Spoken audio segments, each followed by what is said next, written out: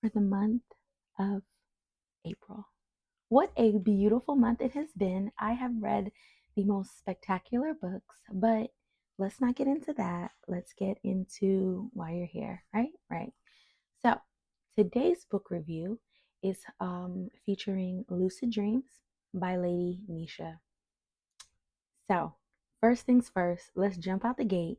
What's the best thing about this book? The humor. That catty banter humor. Number two, ass kicking. Kicking ass and taking names. When I say baby didn't play, like in this book, a beat down was coming and I loved every part of it because some people really do need to get knocked the fuck out. And everyone that needed to get knocked the fuck out got knocked the fuck out. I have never felt such satisfaction. This book gave me complete satisfaction. Number three, but not number three. It should actually be number one. The spice. Whoa there. Whoa there on the spice. Knight was, I do believe he was trying to either rearrange her female reproductive system and or he just was trying to like make sure that she never went anywhere else.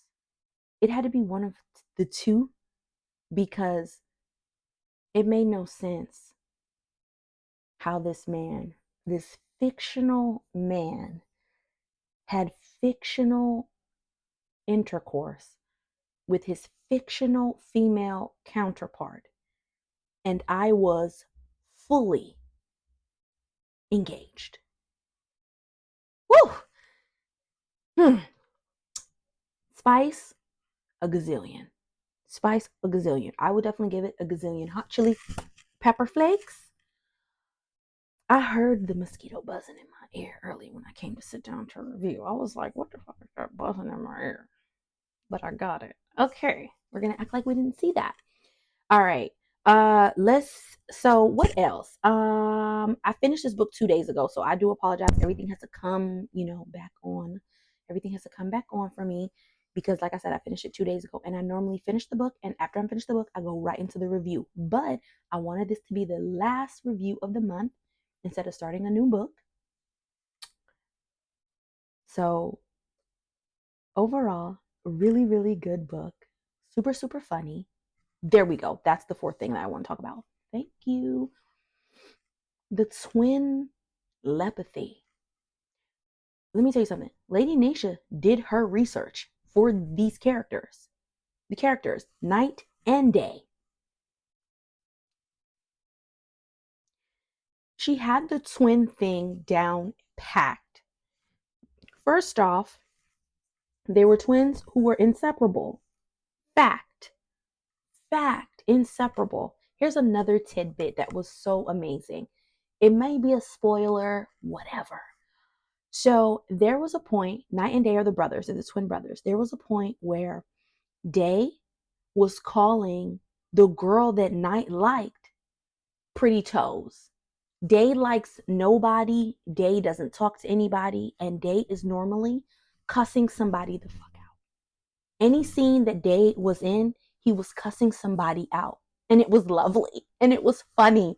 It was like on some Martin and Gina.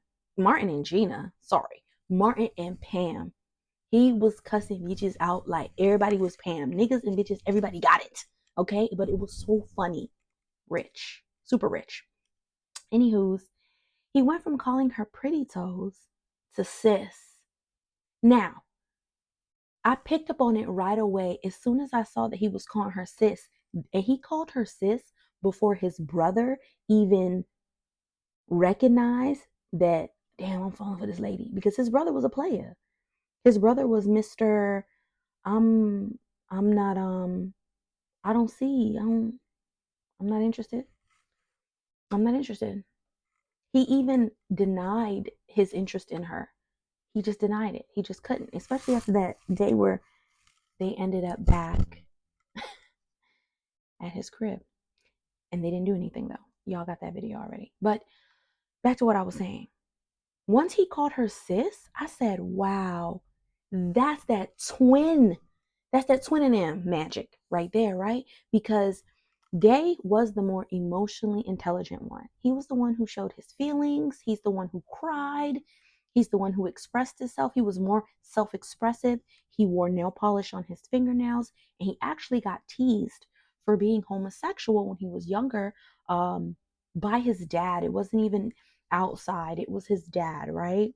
And he was a man who was confident in himself, and he just liked to express himself very artistically. So he would be what we consider in today's world metrosexual. But he comes from Detroit. And so metrosexuality is too outside of the box for closed-minded people.